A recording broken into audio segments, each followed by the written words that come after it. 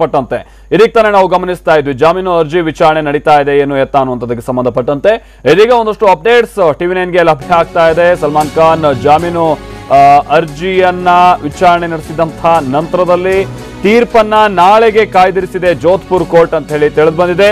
ಸಲ್ಮಾನ್ ಖಾನ್ ವಿಚಾರಣೆಯನ್ನ ನಾಳೆಗೆ ಬಹುಶಃ ವಿಚಾರಣೆ ಕಂಪ್ಲೀಟ್ ಆಗಿದೆ ಅಂತ ಕಾಣಿಸುತ್ತೆ. ತೀರ್ಪನ್ನ ಕಾಯ್ದಿರಿಸಿದೆ ಕೋರ್ಟ್, ನಾಳೆಗೆ ತೀರ್ಪನ್ನ ಕಾಯ್ದಿರಿಸಿದೆ ಜೋಧ್ಪುರ್ ಕೋರ್ಟ್ ಅಂತ ಹೇಳಿ ತಿಳಿದು ಬಂದಿದೆ. ಸಲ್ಮಾನ್ ಖಾನ್ ಪರವಾದಂತಹ ವಕೀಲರು ಬಹಳ ವಾದ ಮಂಡಿಸುವಂತಹ ಸಂದರ್ಭದಲ್ಲಿ ಒಂದಷ್ಟು ವಿಚಾರಗಳನ್ನ ಉಲ್ಲೇಖ ಮಾಡ್ತಾ ಇದ್ರು. ಸಲ್ಮಾನ್ ಖಾನ್ ವಿರುದ್ಧವಾಗಿ ಈಗ ಆಲ್ರೆಡಿ ದಾಖಲಾಗಿರುವಂತಹ ಬಹಳಷ್ಟು ಪ್ರಕರಣಗಳಲ್ಲಿ ಅಂದ್ರೆ ಈ ಶಿಕಾರಿ ಪ್ರಕರಣಕ್ಕೆ ಸಂಬಂಧಪಟ್ಟಂತೆ ಅದು ಅಕ್ರಮ ಶಸ್ತ್ರಾಸ್ತ್ರ ಕಾಯ್ದೆ ಅಡಿ ದಾಖಲಾಗಿದ್ದಂತಹ ಪ್ರಕರಣ, ಜೊತೆಗೆ ಹಿಂದೆ ಚಿಂಗಾರಗಳನ್ನ ಬೇಟೆಯಾಡಿದಂತಹ ಪ್ರಕರಣ, ಹಾಗೆ ಜಿಂಕೆಯನ್ನ ಬೇಟೆಯಾಡಿದಂತಹ ಪ್ರಕರಣ, ಇದರಲ್ಲೆಲ್ಲರೂ ಕೂಡ ಸಲ್ಮಾನ್ ಖಾನ್ ಅವರಿಗೆ ರಿಲೀಫ್ ಸಿಕ್ಕಿದೆ, ಖುಲಾಸೆಯಾಗಿದೆ. ಅದು ಇದೇ ರೀತಿ ಅಂತ ಪ್ರಕರಣ ಅಂದ್ರೆ ಎರಡು ದಿನಗಳ ಅಂತರದಲ್ಲಿ ಆಗಿದ್ದಂತಹ ಆರೋಪವನ್ನು ಹೊತ್ತಿದ್ದಂತಹ ಪ್ರಕರಣ, ಆ ಪ್ರಕರಣದಿಂದ ಅವರಿಗೆ ಖುಲಾಸೆ ಆಗಿದೆ. ಅಂದ್ರೆ ಈ ಪ್ರಕರಣಕ್ಕೂ ಕೂಡ ಅವ್ರು ಖುಲಾಸೆ ಆಗಬೇಕು ಅನ್ನುವಂಥ ನಿಟ್ಟಿನಲ್ಲಿ ಒಂದು ವಾದವನ್ನು ಮಂಡಿಸ್ತಾ ಇದ್ದಂಥದ್ದೆಲ್ಲವನ್ನೂ ಕೂಡ ನಾವು ಗಮನಿಸ್ತಾ ಇದ್ದವು. ಈಗ ಏನಾಗಿದೆ ಎತ್ತ ಅನ್ನುವಂಥದ್ದು ಇನ್ನಷ್ಟೇ ತಿಳಿದು ಬರಬೇಕಿದೆ. ಪ್ರಾಸಿಕ್ಯೂಷನ್ಗೆ ಏನಾದರೂ ಆಕ್ಷೇಪಣೆ ಸಲ್ಲಿಸೋದಕ್ಕೆ ಅವಕಾಶ ಕೊಡಲಾಗಿದೆಯಾ, ಅವರೇನಾದ್ರು ಸಮಯಾವಕಾಶ ತೆಗೆದುಕೊಂಡಿದ್ದಾರಾ, ಈ ಥರದ್ದೆಲ್ಲ ಒಂದಷ್ಟು ಕುತೂಹಲ ಸಹಜವಾಗಿದ್ದೇ ಇತ್ತು. ಇದೆಲ್ಲವನ್ನು ಮೀರಿ ಈಗ ಸಲ್ಮಾನ್ ಖಾನ್ ಜಾಮೀನು ತೀರ್ಪನ್ನ ನಾಳೆಗೆ ಕಾಯ್ದಿರಿಸಲಾಗಿದೆ ಅಂತ ಹೇಳಿ ತಿಳಿದು ಬಂದಿದೆ. ಬಹುಶಃ ವಿಚಾರಣೆ ಕಂಪ್ಲೀಟ್ ಆಗಿದೆ ಅಂತ ಕಾಣಿಸುತ್ತೆ. ತೀರ್ಪನ್ನ ನಾಳೆ ಪ್ರಕಟಿಸಲಿರ್ತಾರೆ ನ್ಯಾಯಾಧೀಶರು. ಹೀಗಾಗಿ ಸಲ್ಮಾನ್ ಖಾನ್ಗೆ ಬೇಲೋ ಅಥವಾ ಮತ್ತೆ ಜೈಲೇ ಗತಿನೋ ಇದಕ್ಕೆ ಉತ್ತರ ಸಿಗಬೇಕು ಅಂತ ಅಂದ್ರೆ ಇನ್ನೂ ಒಂದು ದಿವಸ ಕಾಯಬೇಕು. ನಾಳೆಗೆ ಇದಕ್ಕೆ ಸಂಬಂಧಪಟ್ಟಂತ ಉತ್ತರ ಸಿಗುತ್ತೆ. ಯಾಕಂತಂದ್ರೆ ನಾಳೆ ಈ ಜಾಮೀನು ತೀರ್ಪು ಪ್ರಕಟ ಆಗುತ್ತೆ.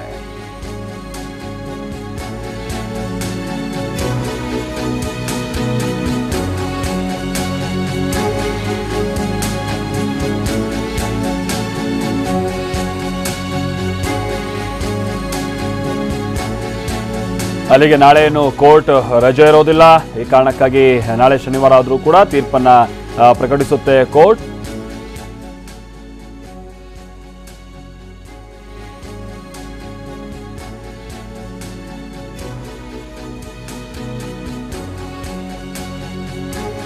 ಅಲ್ಲಿಗೆ ಇವತ್ತು ಮತ್ತೆ ಏನು ಜೋಧ್ಪುರ್ ಸೆಂಟ್ರಲ್ ಜೈಲಿಗೆ ಹೋಗಬೇಕಾಗುತ್ತೆ ಸಲ್ಮಾನ್ ಖಾನ್. ಯಾಕಂತಂದ್ರೆ ಇವತ್ತು ತೀರ್ಪು ಪ್ರಕಟ ಆಗದೇ ಇರುವಂತಹ ಹಿನ್ನೆಲೆಯಲ್ಲಿ ಇವತ್ತು ಕೂಡ ಜೈಲು ವಾಸನೆ ಗತಿ ಸಲ್ಮಾನ್ ಖಾನ್ ಅವರಿಗೆ. ನಾಳೆ ತೀರ್ಪು ಪ್ರಕಟ ಆಗುವಂಥ ಸಂದರ್ಭದಲ್ಲಿ ಜಾಮೀನು ಸಿಕ್ಕರೆ ಓಕೆ, ಇಲ್ಲ ಅಂತಂದ್ರೆ ಮತ್ತೆ ಜೈಲು ವಾಸನೆ ಗತಿ. ಆ ನಂತರದಲ್ಲಿ ಅವರು ಹೈಕೋರ್ಟ್ಗೆ ಹೋಗಿ ಜಾಮೀನು ಅರ್ಜಿಯನ್ನು ಸಲ್ಲಿಸಿ ಆ ನಂತರದಲ್ಲಿ ಅಲ್ಲೇ ಜಾಮೀನನ್ನು ಪಡೆದುಕೊಂಡು ಬರಬೇಕಾಗುತ್ತೆ. ಸಿಕ್ಕಿದ್ರೆ ಸಿಕ್ತು, ಇಲ್ಲ ಅಂದ್ರೆ ಇಲ್ಲ. ಅಲ್ಲಿ ತನಕನೂ ಕೂಡ ಸಲ್ಮಾನ್ ಖಾನ್ಗೆ ಜೈಲು ವಾಸನೆ ಗತಿ, ಜೈಲೇ ಖಾಯಂ ಆಗುತ್ತೆ. ಅಲ್ಲಿಗೆ ಇವತ್ತು 2ನೇ ದಿನನೂ ಕೂಡ ಸಲ್ಮಾನ್ ಖಾನ್ ಜೈಲಿನಲ್ಲೇ ಕಾಲ ಕಳಿಬೇಕಾಗುತ್ತೆ. ಇವತ್ತು ಕೂಡ ಸುದೀರ್ಘವಾದಂತಹ ವಿಚಾರಣೆ ನಡೆದಿದೆ. ಆ ವಿಚಾರಣಾ ಸಂದರ್ಭದಲ್ಲಿ ವಾದ ಪ್ರತಿವಾದ ಆ ಸಂದರ್ಭದಲ್ಲೂ ಕೂಡ ಆಗಿದೆ. ಆಗ ಪ್ರಮುಖವಾಗಿ ಇಲ್ಲಿ ಸಲ್ಮಾನ್ ಪರವಾದಂಥ ವಕೀಲರು ಏನೇನು ವಾದಿಸಿದ್ದಾರೆ ಅನ್ನುವಂಥ ವಿಚಾರ ನಮಗೆ ತಿಳಿದು ಬರ್ತಾ ಇತ್ತು. ಆದರೆ ಈ ಬಿಷ್ಣೋಯಿ ಜನಾಂಗದ ಪರವಾಗಿ ವಾದ ಮಂಡಿಸ್ತಾ ಇದ್ದಂಥ ವಕೀಲರು ಅವರೇನು ಹೇಳಿದ್ದಾರೆ ಅಥವಾ ಇದು ಪಬ್ಲಿಕ್ ಪ್ರಾಸಿಕ್ಯೂಟರ್ ಏನು ಹೇಳಿದ್ದಾರೆ ಅದು ಇನ್ನಷ್ಟೇ ತಿಳಿದು ಬರಬೇಕಾಗಿದೆ. ಏನಾದರೂ ಆಕ್ಷೇಪಣೆಯನ್ನು ಇವತ್ತೇ ಮೌಖಿಕವಾಗಿ ಸಲ್ಲಿಸಿದಾರಾ ಅಥವಾ ಲಿಖಿತ ರೂಪದಲ್ಲಿ ಸಲ್ಲಿಸುವಂಥ ನಿಟ್ಟಿನಲ್ಲಿ ಏನಾದರೂ ಕಾಲಾವಕಾಶವನ್ನು ಪಡೆದುಕೊಂಡಿದ್ದಾರಾ, ಇದೆಲ್ಲವೂ ಕೂಡ ಇನ್ನಷ್ಟೇ ತಿಳಿದು ಬರಬೇಕಾಗಿರುವಂಥ ಮಾಹಿತಿ. ಒಟ್ಟಿನಲ್ಲಿ ನಾಳೆಗೆ ತೀರ್ಪನ್ನ ಜೋಧ್ಪುರ್ ಕೋರ್ಟ್ ಕಾಯ್ದಿರಿಸಿದೆ ಅಂತೇಳಿ ತಿಳಿದು ಬರ್ತಾ ಇದೆ.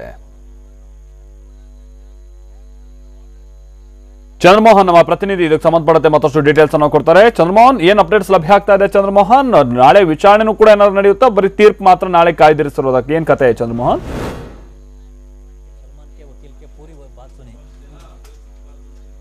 ನನ್ನ ಧ್ವನಿ ಕೇಳಿಸ್ತಾ ಇದೆಯಾ ಚಂದ್ರಮೋಹನ್? ಚಂದ್ರಮೋಹನ್, ಇವತ್ತು ಜಾಮೀನು ಅರ್ಜಿಯ ವಿಚಾರಣೆಯನ್ನ ನ್ಯಾಯಾಲಯ ಪೂರ್ಣಗೊಳಿಸಿದೆ. ಈಗ ಏನಿದ್ರು ಕೂಡ ತೀರ್ಪನ್ನ ನೀಡೋದಷ್ಟೇ ಬಾಕಿ ಇದೆ. ಈಗ ನ್ಯಾಯಾಲಯ ತೀರ್ಪನ್ನು ಕಾಯ್ದಿರಿಸಿದೆ. ಈ ಕಾಯ್ದಿರಿಸಿದಂಥ ತೀರ್ಪನ್ನು ನಾಳೆ ನ್ಯಾಯಾಲಯ ನೀಡಲಿದೆ. ಹೀಗಾಗಿ ನಾಳೆ ಸಲ್ಮಾನ್ ಖಾನ್ಗೆ ಜಾಮೀನು ಸಿಗುತ್ತಾ ಇಲ್ವಾ ಅನ್ನೋದು ಸ್ಪಷ್ಟ ಆಗುತ್ತೆ. ಹೀಗಾಗಿ ಇವತ್ತು ರಾತ್ರಿ ಕೂಡ ಸಲ್ಮಾನ್ ಖಾನ್ ಜೈಲಿನಲ್ಲೇ ಕಳಿಬೇಕಾಗುತ್ತೆ. ಮುಖ್ಯವಾಗಿ ಇವತ್ತು ಸಲ್ಮಾನ್ ಖಾನ್ ಪರ ವಕೀಲರೇ ಸುದೀರ್ಘವಾದಂಥ ವಾದ ಮಂಡನೆಯನ್ನು ಪೂರ್ಣ ಮಾಡಿದ್ದಾರೆ. ಈ ಒಂದು ವಾದದ ಮಂಡನೆ ಪೂರ್ಣ ಆದ ಬಳಿಕ ನ್ಯಾಯಾಧೀಶರು ತಮ್ಮ ತೀರ್ಪನ್ನು ಕಾಯ್ದಿರಿಸಿದರೆ ಇವತ್ತು ಯಾವುದೇ ಪಬ್ಲಿಕ್ ಪ್ರಾಸಿಕ್ಯೂಟರ್ ಕೂಡ ವಾದವನ್ನು ಮಾಡಿಲ್ಲ. ಕೇವಲ ಸಲ್ಮಾನ್ ಖಾನ್ ಪರ ವಕೀಲರು ಮಾತ್ರವೇ ವಾದವನ್ನು ಮಂಡಿಸಿದ್ದಾರೆ.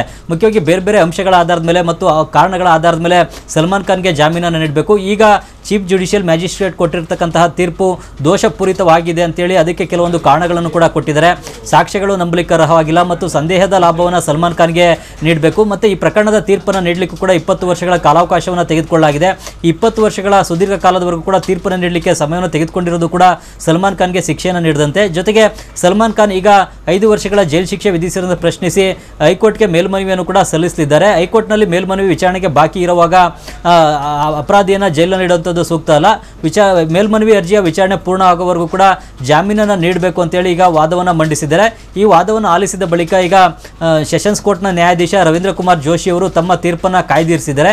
ಈಗ ನಾಳೆ ತೀರ್ಪನ್ನು ನೀಡ್ತಾರೆ. ನಾಳೆ ಈಗ ಸಲ್ಮಾನ್ ಖಾನ್ಗೆ ಜಾಮೀನು ಸಿಗುತ್ತಾ ಇಲ್ವಾ ಅನ್ನೋದು ಸ್ಪಷ್ಟ ಆಗುತ್ತೆ. ಮಲ್ತೇಶ್, ಓಕೆ, ಅಂದ್ರೆ ಪಬ್ಲಿಕ್ ಪ್ರಾಸಿಕ್ಯೂಟರ್ಗೆ ಆಕ್ಷೇಪಣೆ ಸಲ್ಲಿಸೋಕೆ ಒಂದು ಅವಕಾಶ ಕೊಡ್ಬೋದು, ಅವ್ರ ಆಕ್ಷೇಪಣೆ ಸಲ್ಲಿಸೋದಕ್ಕೆ ಒಂದು ಕಾಲಾವಕಾಶ ಪಡೆದುಕೊಳ್ಬಹುದು, ಈ ತರದೆಲ್ಲ ಒಂದು ಅಂದಾಜಿತ್ತಲ್ಲ ಚಂದ್ರಮೋಹನ್. ಇದಕ್ಕೆ ಸಂಬಂಧಪಟ್ಟಂತೆ ಏನೋ ಡೀಟೇಲ್ಸ್ ಲಭ್ಯ ಆಗಿದೆಯಾ ಚಂದ್ರಮೋಹನ್? ಆಕ್ಷೇಪಣೆ ಏನಾದರೂ ಸಲ್ಲಿಸಿದಾರೆ, ಏನ್ ಕತೆ ಅಂತ? ಪಬ್ಲಿಕ್ ಪ್ರಾಸಿಕ್ಯೂಟರ್ಗೂ ಕೂಡ ನೋಟಿಸ್ ಅನ್ನು ಕೊಟ್ಟು ಅವರ ವಾದವನ್ನು ಕೂಡ ಕೇಳಬೇಕಾಯಿತು. ಆದ್ರೆ ಇವತ್ತು ಪಬ್ಲಿಕ್ ಪ್ರಾಸಿಕ್ಯೂಟರ್ಗೆ ಯಾವುದೇ ನೋಟಿಸ್ ಅನ್ನು ಕೂಡ ಕೊಟ್ಟಿಲ್ಲ ಮತ್ತು ಪಬ್ಲಿಕ್ ಪ್ರಾಸಿಕ್ಯೂಟರ್ ಕೂಡ ಬಂದು ತಮ್ಮ ಆಕ್ಷೇಪಣೆಯನ್ನು ಕೂಡ ಸಲ್ಲಿಸಿಲ್ಲ. ಏನಿದ್ರು ಕೂಡ ಸಲ್ಮಾನ್ ಖಾನ್ ಪರ ವಕೀಲರು ಮಾತ್ರನೇ ಇವತ್ತು ವಾದ ಮಂಡನೆಯನ್ನ ಮಾಡಿದ್ದಾರೆ.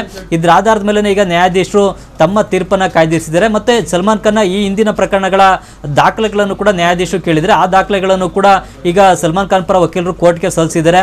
ಮುಖ್ಯವಾಗಿ ಸಾಕ್ಷ್ಯಗಳು ಕೂಡ ನಂಬಲಿಕ್ಕೆ ಅರ್ಹವಲ್ಲ. ಜೊತೆಗೆ ಈಗ ಚೀಫ್ ಜುಡಿಷಿಯಲ್ ಮ್ಯಾಜಿಸ್ಟ್ರೇಟ್ ಕೋರ್ಟ್ ಕೊಟ್ಟಿರ್ತಕ್ಕಂಥ ತೀರ್ಪೇ ದೋಷಪೂರಿತವಾಗಿದೆ ಮತ್ತು ಮೇಲ್ಮನವಿಯನ್ನು ಸಲ್ಮಾನ್ ಖಾನ್ ಸಲ್ಲಿಸ್ತಾ ಇದ್ದಾರೆ. ಹೀಗಾಗಿ ಈ ಅಂಶಗಳ ಆಧಾರದ ಮೇಲೆ ಜಾಮೀನನ್ನು ನೀಡಬೇಕು ಮತ್ತು ಸಲ್ಮಾನ್ ಖಾನ್ ಬಂದೂಕನ್ನು ಬಳಸಿ ಯಾವುದೇ ಪ್ರಾಣಿಗಳನ್ನು ಕೂಡ ಬೇಟೆಯಾಡಿಲ್ಲ. ಅವರ ಬಳಿ ಕೇವಲ ಏರ್ ಗನ್ ಇತ್ತು. ಏರ್ ಗನ್ ಅನ್ನೇ ಪೊಲೀಸರು ಬಂದೂಕು ಅಂತೇಳಿ ಪರಿಗಣಿಸಿದ್ದಾರೆ. ಇದು ಕೂಡ ತಪ್ಪು. ಜೊತೆಗೆ ಶಸ್ತ್ರಾಸ್ತ್ರಗಳನ್ನು ಕೂಡ ಜೋಧ್ಪುರ್ನಲ್ಲಿ ವಶಪಡಿಸಿಕೊಂಡಿಲ್ಲ, ಬದಲಿಗೆ ಮುಂಬೈನಲ್ಲಿ ವಶಪಡಿಸಿಕೊಳ್ಳಲಾಗಿದೆ. ಹೀಗೆ ಪೊಲೀಸರ ಚಾರ್ಜ್ ಶೀಟು ಮತ್ತು ವಿಟ್ನೆಸ್ಗಳಲ್ಲೂ ಕೂಡ ಸಾಕಷ್ಟು ಲೋಪ ಇದೆ. ಈ ಎಲ್ಲ ಅಂಶಗಳನ್ನು ಕೂಡ ಪರಿಗಣಿಸಿ ಜಾಮೀನನ್ನು ನೀಡಬೇಕು. ಇವೆಲ್ಲ ಅಂಶಗಳನ್ನು ಕೂಡ ಮೇಲ್ಮನವಿ ಅರ್ಜಿನಲ್ಲೂ ಕೂಡ ಸಲ್ಮಾನ್ ಖಾನ್ ಪರ ವಕೀಲರು ಉಲ್ಲೇಖವನ್ನು ಕೂಡ ಮಾಡಿರ್ತಾರೆ. ಆದರೆ ಹೀಗಾಗಿ ಮೇಲ್ಮನವಿ ಅರ್ಜಿ ವಿಚಾರಣೆ ಪೂರ್ಣ ಆಗೋವರೆಗೂ ಕೂಡ ಅಪರಾಧಿಗೆ ಜಾಮೀನನ್ನು ನೀಡಬೇಕು ಅಂತೇಳಿ ಈಗ ವಾದವನ್ನು ಮಂಡಿಸಿದರೆ ಈ ವಾದ ಪೂರ್ಣಗೊಂಡ ಬಳಿಕ ಈಗ ನ್ಯಾಯಾಧೀಶರು ತಮ್ಮ ಜಾಮೀನು ಅರ್ಜಿಯ ತೀರ್ಪನ್ನ ಕಾಯ್ದಿರಿಸಿದ್ದಾರೆ. Maltesh, okay, thank you Chandramohan. ಜಾಮೀನು ಅರ್ಜಿಗೆ ಸಂಬಂಧಪಟ್ಟಂತ ತೀರ್ಪನ್ನ ನಾಳೆಗೆ ಕೋರ್ಟ್ ಕಾಯ್ದಿರಿಸಿರುವಂತಹ ಕಾರಣದಿಂದಾಗಿ ಸಲ್ಮಾನ್ ಖಾನ್ಗೆ ಮೊದಲೇ ಹೇಳಿದಾಗೆ ಜೈಲ್ ಗತಿನ ಅಥವಾ ಬೇಲ್ ಸಿಗುತ್ತಾ ಅನ್ನುವಂಥ ಕುತೂಹಲ ನಾಳೆವರೆಗೂ ಕೂಡ ಕಾಯ್ದಿರಿಸಿದಂತಾಗುತ್ತೆ. ನಾಳೆ ಅದಕ್ಕೆಲ್ಲವೂ ಕೂಡ ಉತ್ತರ ಸಿಗುತ್ತೆ. ಹಾಗೆ ಇಲ್ಲಿ ಇವತ್ತು ಪಬ್ಲಿಕ್ ಪ್ರಾಸಿಕ್ಯೂಟರ್ಗೆ ನೋಟಿಸ್ ಕೊಟ್ಟು ಏನಾದರೂ ಆಕ್ಷೇಪಣೆ ಸಲ್ಲಿಸೋದಕ್ಕೆ ಅವಕಾಶ ಮಾಡಿಕೊಟ್ಟಿದ್ದಂಥದ್ದು ಏನು ವಿಚಾರಕ್ಕೂ ಸಂಬಂಧಪಟ್ಟಂತೆ ಅಪ್ಡೇಟ್ಸ್ ಲಭ್ಯ ಆಗಿಲ್ಲ.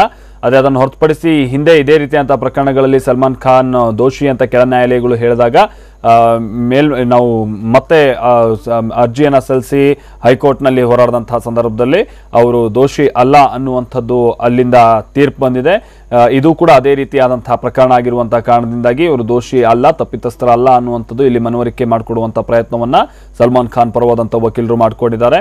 ಜೊತೆಗೆ ಅಕ್ರಮ ಶಸ್ತ್ರಾಸ್ತ್ರಗಳಿಗೆ ಸಂಬಂಧಪಟ್ಟಂತೆ ಹಿಂದೆ ಹಾಕಿದ್ದಂಥ ಕೇಸ್ ಕೂಡ ಖುಲಾಸೆ ಆಗಿರುವಂತಹ ಕಾರಣದಿಂದಾಗಿ ಪೊಲೀಸರ ತನಿಖೆ ಸಂದರ್ಭದಲ್ಲೇ ಬಹಳಷ್ಟು ಎಡವಟ್ಟಾಗಿದೆ, ದಾಖಲೆಗಳನ್ನ ಸಾಕ್ಷಿಗಳನ್ನ ತಿರುಚುವಂತ ಪ್ರಯತ್ನ ಆಗಿದೆ ಅನ್ನುವಂಥ ರೀತಿಯಲ್ಲ ವಕೀಲರು ಕೂಡ ಒಂದಷ್ಟು ವಿಚಾರಗಳನ್ನ ಉಲ್ಲೇಖ ಮಾಡಿದ್ದಾರೆ. कल ये तय होगा श्री जिला एवं सेशन न्यायाधीश श्री जोधपुर श्री पीठासीन अधिकारी श्री रविंद्र कुमार जोशी तय करेंगे क्या सलमान को कल जमानत दी जाए या नहीं दी जाए. रिकॉर्ड मंगाने का क्या प्रोसीजर है, उसमें कितना टाइम लग सकता है? निश्चित तौर पे आज रिकॉर्ड जारी किया जाएगा, दस्ती दी जाएगी, जारी करेंगे. तो कल तक के लिए तलब किया है तो निश्चित तौर पे रिकॉर्ड प्राप्त हो जाए और यदि रिकॉर्ड प्राप्त नहीं होगा तो इसमें सुनवाई कल सैटरडे है तो यहाँ पर कोर्ट खुलेगा कल? नहीं, निश्चित तौर पे अधीनस्थ न्यायालय में वर्किंग है और काम करेंगे. कल कितनी बजे करीब इस तरह की? नहीं, उसमें पीठासीन अधिकार दिया गया है, ये उनके सब विवेक अनुसार है, निर्णय कितने बजे पारित करेंगे. कल ये तय होगा श्री जिला एवं सेशन न्यायाधीश श्री जोधपुर श्री पीठासीन अधिकारी श्री रविंद्र कुमार जोशी तय करेंगे क्या सलमान को कल जमानत दी जाए या नहीं. ಅಲ್ಲಿ ವರದಿಗಾರರು ಕೂಡ ಕೇಳ್ತಾ ಇದ್ರು ನಾಳೆ ಕೋರ್ಟ್ನಲ್ಲಿ ಎಷ್ಟೊತ್ತಿಗೆ ಏನು ಎತ್ತ ತೀರ್ಪು ಪ್ರಕಟ ಆಗುತ್ತೆ ಅಂತ. ಅದು ವಕೀಲರಿಗೂ ಕೂಡ ಬಹುಶಃ ಮಾಹಿತಿ ಇದ್ದ ಹಾಗಿಲ್ಲ, ಅದೆಲ್ಲವೂ ಕೂಡ ಸಂಜೆ ಸಂದರ್ಭದಲ್ಲಿ ಡಿಸೈಡ್ ಆಗುತ್ತೆ. ಈ ಕಾರಣಕ್ಕಾಗಿ ಅವರು ಕೂಡ ಬಹಳ ಕುತೂಹಲದಿಂದ ಎದುರು ನೋಡ್ತಾ ಇದ್ದಾರೆ. ಹಾಗೆ ಸ್ಟ್ರಾಂಗ್ ಆಕ್ಷೇಪಣೆ ಏನು ಇವತ್ತು ಜಾಮೀನಿಗೆ ಸಂಬಂಧಪಟ್ಟಂತೆ ಸಲ್ಲಿಕೆಯಾದಂಥ ರೀತಿಯಲ್ಲಿ ಕಂಡು ಬರ್ತಾ ಇಲ್ಲ. ಬಹುಶಃ ಇದು ಸಲ್ಮಾನ್ ಖಾನ್ ಅವರಿಗೆ ಜಾಮೀನು ಸಿಗುವಂಥ ನಿಟ್ಟಿನಲ್ಲಿ ಇದು ಸಹಕಾರಿಯಾದರೂ ಆಗ್ಬೋದು.